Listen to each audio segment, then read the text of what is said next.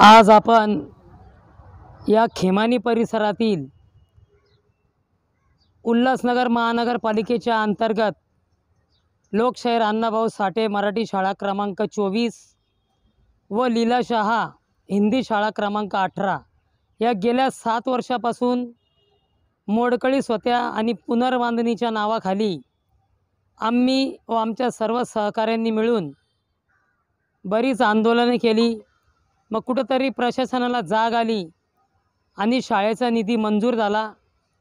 पण शाळेचा निधी मंजूर होऊन देखील दिनांक 23 नोव्हेंबर 2023 रोजी याच ठिकाणी माननीय आपले कल्याण लोकसभेचे खासदार श्रीकांत शिंदे साहेब यांच्या हस्ते या शाळेचे पुनर्बांधणी भूमिपूजन सोहळा आयोजित केला होता।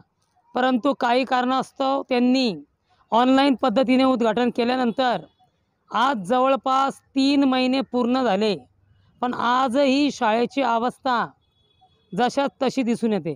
फक्त जागोजागी खड्डे करून ठेवले आहेत आणि काही 2-4 प्रमाणात कॉलम करून ठेवले आणि या शाळेचा जो मुख्य गेट आहे तो 10-10 15-15 दिवस बंदच असतो। मग आम्हाला अशी चिंता सतावते का तर येत्या 2 महिन्यामध्ये पावसाळा जर सुरू झाला मग ही शाळा कशी उभी राहील आणि इथलच्या हजारो विद्यार्थ्यांच्या पुन्हा शिक्षणाचा प्रश्न उभा राहील।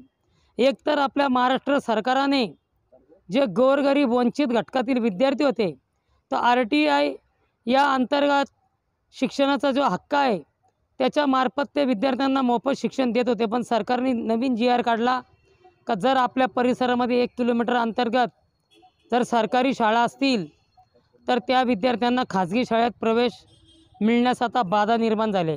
मग मला तुम्ही सांगा, जर ही शाळा उभीच राहिली नाही तर आपल्या प्रभागातील अनेक हिंदी भाषिक विद्यार्थी, मराठी भाषिक व इतर पंचक्रोशीतून येणारे जे विद्यार्थी आहेत ते शिक्षणापासून वंचित राहतील।